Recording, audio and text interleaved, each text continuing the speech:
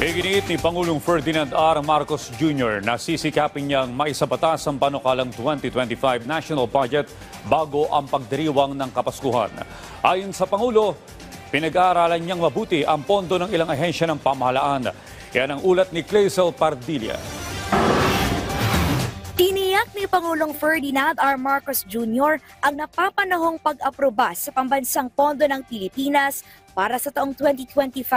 Bago sumapit ang Pasko, siniguro ng Pangulo na maisa sa batas ang 2025 national budget. Kamakailan lamang, lumusot sa Bicameral Committee ang higit 6 na trilyong pisong panukalang pondo ng Pilipinas na gagamitin sa susunod na taon. Pag-aaralang mabuti ni Pangulong Marcos ang pondo ng bawat ahensya ng gobyerno. Ipinababalik ng Presidente ang inalis na budget sa Department of Education na nakalaan sa computerization program. Mula 748 billion pesos, ibinaba sa 737 billion pesos ang kabuang budget ng DepEd. Bahagi ng ibinasurang pondo ay nakalaan sa pagbili ng libreng gadget, computer equipment at digital training para sa mga guro at mag-aaral. Una nang pinalaga ng DepEd ang halos 12 bilyong pisong kaltas sa pondo ng ahensya. Still looking into it. I think it is contrary to all our policy directions. When we talk about the STEM development of our educational sector, and then to the continuing development, because yung nawala na 10 billion comes from the computerization item.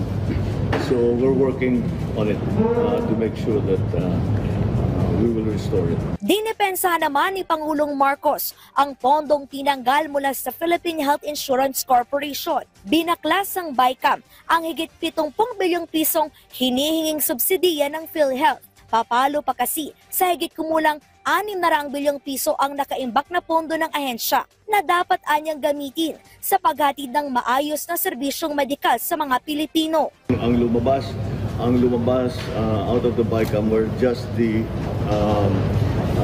totals. So the details hindi pa maliwanag. So we are returning to those, and all of those elements that are worrisome are something that we're making sure that in the disadvantage. PhilHealth has a 500 billion reserve, and the cost of to provide their services in 1 year is less than 100 billion.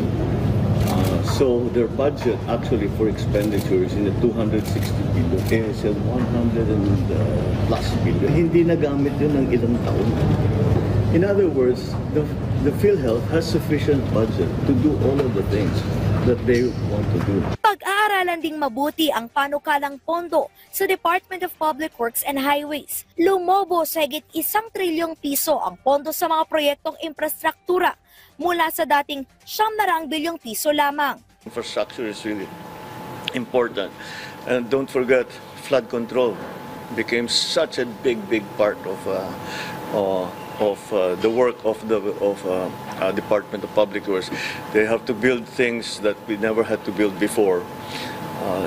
Binabantayan lang namin, especially the ODA project, binabantayan talaga namin is to make sure that our debt ratios are still relatively manageable. Siniguro ni Pangulong Marcos na pag-aaralang mabuti ang pondo ng bansa na mahalaga sa pagtatayo, pagpapatuloy at pagkumpleto ng mga proyekto at programa ng gobyerno. Clazel Pardilla para sa Pambansang TV sa Bagong Pilipinas.